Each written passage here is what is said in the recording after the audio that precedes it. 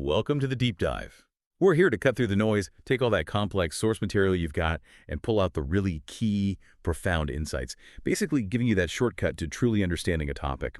And today, we're diving deep into, one of the oldest and most fascinating societies on Earth, the honeybee hive. We want to move beyond just the basics, the beekeeping stuff, and really get into the, let's say, the philosophical core, the biological truths hidden inside.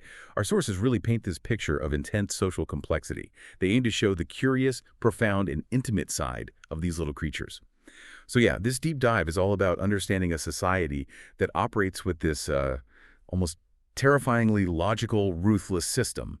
It definitely makes you rethink what it even means to be an individual. Okay, let's unpack this. Right, and I think to really get a handle on it, you first have to grasp the structure. It's incredibly strict, almost like a medieval hierarchy, you could say. It's this tripartite system where every single bee has a very precise, non-negotiable role. Okay, so first up, obviously the queen.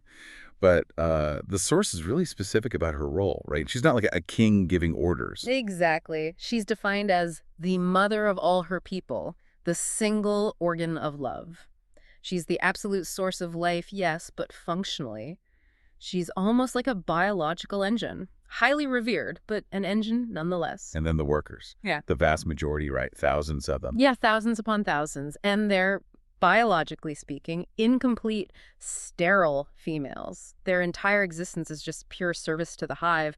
They build, they clean, they defend, they control the climate, they forage, everything. And the third group, the drones, the males. Hundreds of them. Yeah. And their existence is this incredible biological extravagance. They're basically, for one potential moment, one of them might become the sole and unfortunate consort to a new queen. But most of the time, they're just there waiting. Pretty much. Waiting for that single fatal chance. But what really defines this whole setup, the really striking thing, is how the individual is completely subordinate. The sources hammer this home. The worker bee is a creature of the crowd. The individual bee means nothing on its own. Essentially, yes. It exists only as a, quote, winged organ of the race. And this is the bit that always gets me. You take one worker bee, put it in ideal conditions, perfect temperature, loads of food, everything it physically needs. And it dies. Within days. Not from hunger, not from cold. But from isolation. From loneliness, it seems. The source says it needs to breathe the crowd. Wow. So its actual life force, its sense of being, is tied directly to being part of the collective. It forces you to ask, doesn't it? Is that loneliness as we understand it? Or is it simply that its biological systems, which are all geared towards collective action, just fail when it's alone? It's a profound question. Chilling, really. And this whole collective existence, it's governed by something the sources call the spirit of the hive. Right. And they're clear, this isn't just simple blind instinct. It's described as something more knowing, a masked power, sovereignly wise. It's like the hive's central operating system, making all the big decisions, but completely unemotionally. And you can see this intelligence, this collective mind, in how rigidly tasks are assigned. Oh, absolutely. The spirit dictates roles based purely on age, with incredible precision. Young bees are nurses, caring for the larvae. Then they become house bees, managing temperature, humidity, building... Planning their wings constantly for climate control. Exactly. Then architects building the comb. And only later, when their wax glands atrophy, do they graduate to being foragers, facing the dangers outside. They even have specialists, like chemists. Sort of. The spirit assigns certain bees to preserve the honey. They actually add a tiny drop of formic acid from their stings into each cell of honey. No way.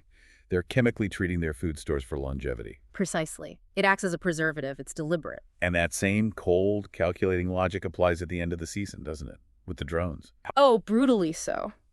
When the nectar flow dwindles, the spirit issues a decree, the simultaneous and general massacre of the males. The sources don't mince words describing them either. Pretentious, gluttonous, dirty, coarse, totally and scandalously idle. Ouch. Yeah, they're seen as this biological dead end once the mating season is over.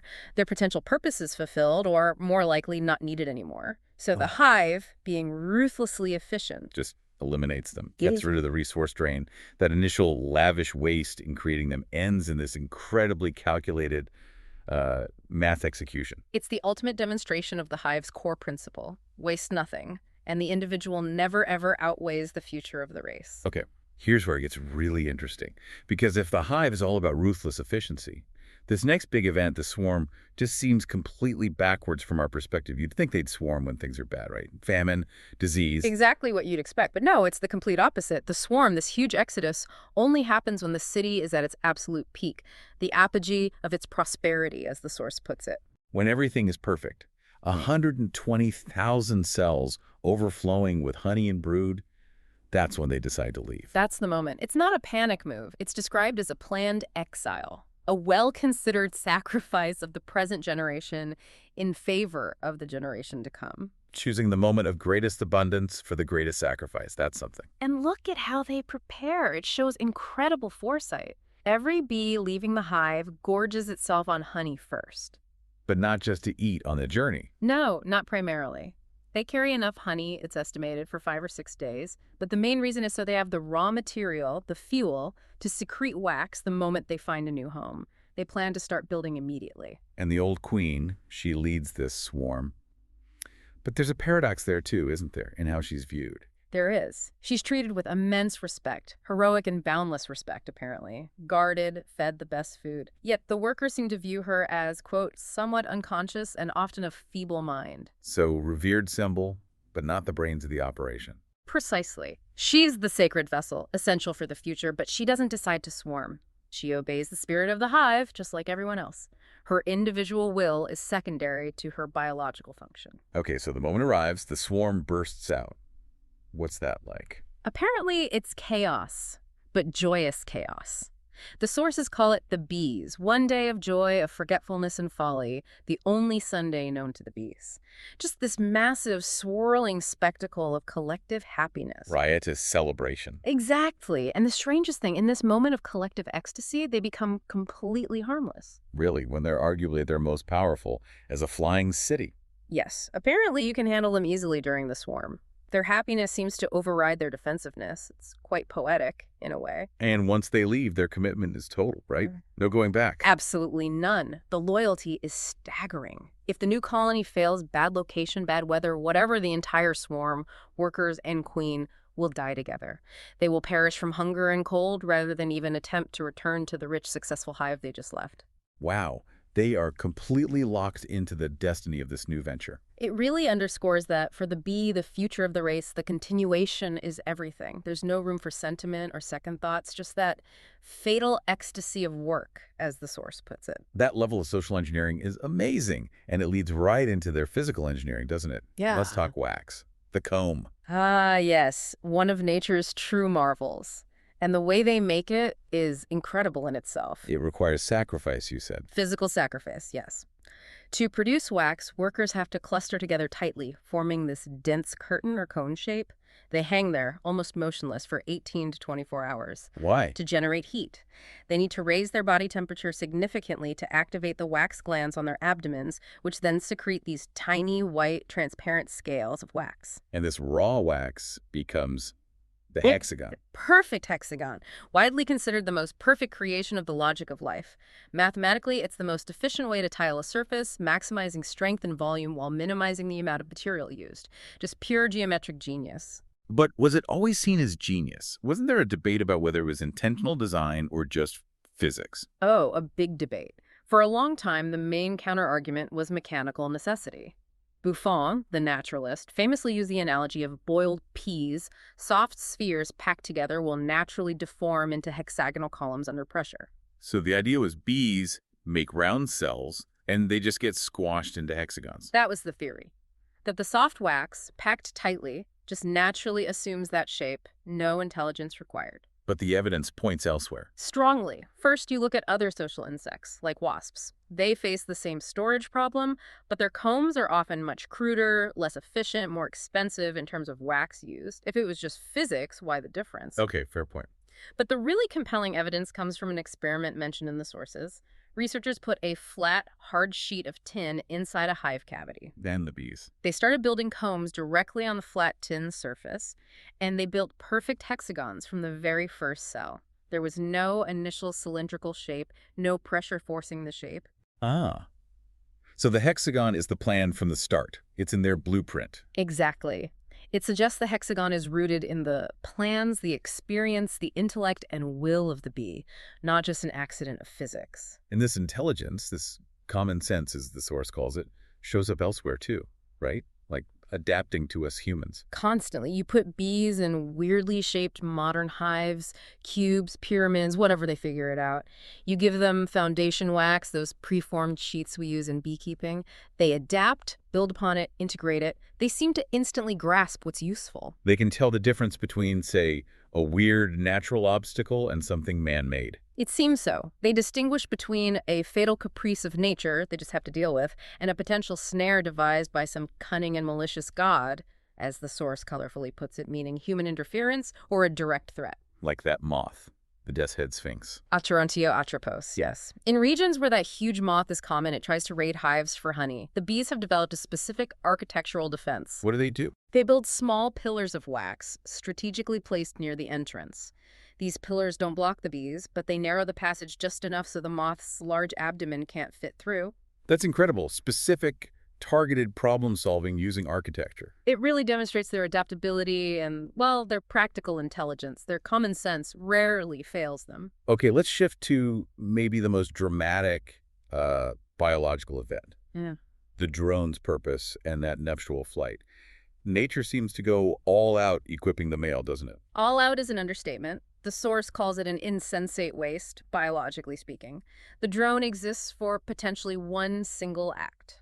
And the equipment reflects that singular focus. Massively. Compared to a worker bee, a drone has more than double the number of facets in its eyes, 13,000 per side versus the worker's 6,000. Why? To spot the queen in the air. And their sense of smell. Even more extreme. Around 37,800 olfactory pits on their antenna, compared to just 5,000 for a worker, all geared towards detecting the queen's pheromones from a distance. It's an incredible sensory apparatus for a life that's otherwise, frankly, parasitic. And the actual mating. It never happens in the hive. Never. It has to happen high up, in the open sky, in the infinite radiant circles of a beautiful sky, a specific luminous zone far above the ground. Why so high? Is it just about finding each other? That's part of it, ensuring cross-fertilization from different colonies' drones. But there's a physiological reason, too. The male's reproductive organ actually requires the exertion of that long, difficult upward flight. The strain expands internal air sacs, which is apparently necessary for the physical act of mating to even occur. Wow. Okay, so they meet high in the sky. And then it's incredibly brief and fatal, for the drone at least. Fatal how? The act of mating itself is catastrophic for him. His abdomen essentially bursts open, his internal organs are torn away, and he instantly plummets to his death, as though struck by lightning is the description. Instantaneous. Instantaneously. His one purpose fulfilled at the cost of his life. Complete and utter sacrifice. And the queen. The queen descends. And the description is vivid. She flies back, trailing behind her like an oriflamme, the unfolded entrails of her lover. Goodness. Like a banner? Exactly. A graphic symbol of the consummation.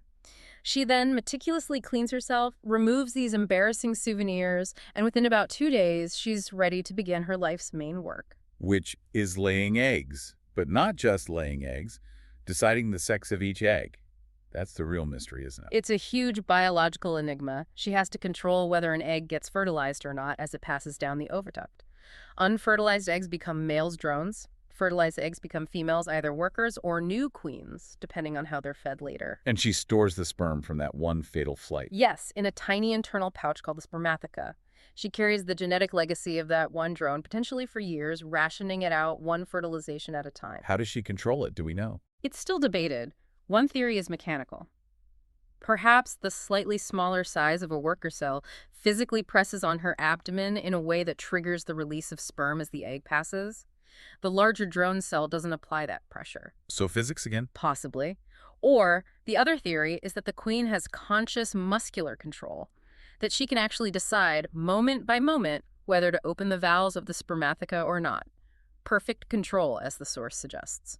Either way, this slave mother, as she's sometimes called, performs this constant miracle of biological calculation. Exactly. Maintaining the precise ratio of males, workers, and potential queens needed for the hive's survival and growth, it's astounding. So when you pull it all together, synthesize all this, the overwhelming thing is just this relentless, rigorous logic underpinning everything the hive does. Absolutely. Every action, whether it's building a perfect hexagon, massacring the drones, or the queen's fatal nuptial flight followed by years of calculated egg-laying, it all serves this one clear purpose. The continuation and prosperity of the race. At almost any cost to the individual.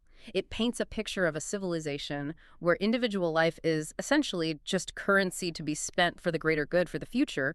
It operates with a kind of ruthless clarity that, well, frankly, often seems more effective than our own human societies.